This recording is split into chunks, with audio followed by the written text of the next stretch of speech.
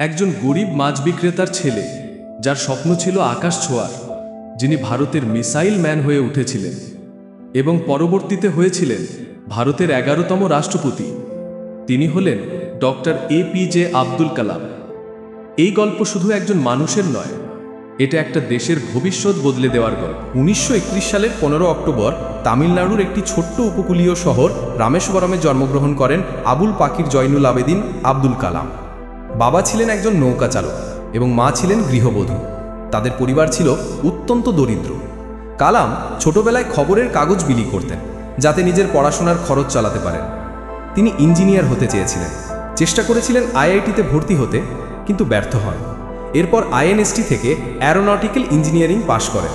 পরে ভারতীয় বিমান বাহিনীর পাইলট হতে আবেদন করেন। নজর নেওয়া হলো, তিনি হলেন 10 নম্বর।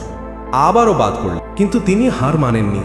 তিনি বলেছিলেন, আমি কখনো হারিনি, হয় আমি জিতেছি নয়তো শিখেছি। তারপর শুরু হয় এক নতুন যাত্রা। ইসরোতে যোগ দেন। প্রথম SLV-3 রকেট লঞ্চ ব্যর্থ হয়।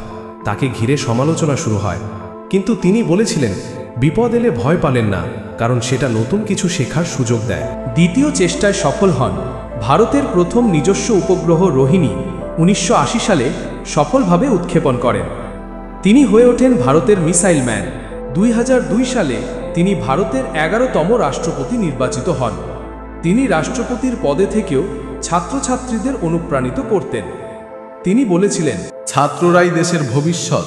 স্বপ্ন দেখো, কঠোর পরিশ্রম করো এবং সেই স্বপ্ন বাস্তবে রূপ দাও। তিনি জীবনভর একটাই শিক্ষা দিয়ে গেছেন, স্বপ্ন সেটা নয় যেটা ঘুমিয়ে দেখো, স্বপ্ন হলো সেটা যেটা তোমাকে ঘুমোতে দেবে না। তিনি ছিলেন এক রোল মডেল, যিনি দেখিয়ে দিয়েছেন কিভাবে ব্যর্থতা পেরিয়ে এক সাধারণ ছেলে দেশের সর্বোচ্চ শিখরে পৌঁছতে পারে। আকাশের দিকে তাকাও, আমরা একা নই, পুরো মহাবিশ্ব আমাদের সাহায্য করার জন্য প্রস্তুত, যদি আমরা স্বপ্ন দেখি এবং কাজ করি। শিক্ষা একটি শক্তিশালী অস্ত্র, যা দ্বারা পৃথিবীকে পরিবর্তন করা যায়। তুমি যদি তোমার কাজকে ভালোবাসো, তবে সফলতা তোমার কাছে আসবেই। শুধু এক ব্যক্তি নন, তিনি একটি যুগের অনুপ্রেরণা। তিনি প্রমাণ করেছেন, সফল হতে হলে আগে স্বপ্ন দেখতে হয়, তারপর সেই স্বপ্নের পেছনে দৌড়াতে হয়।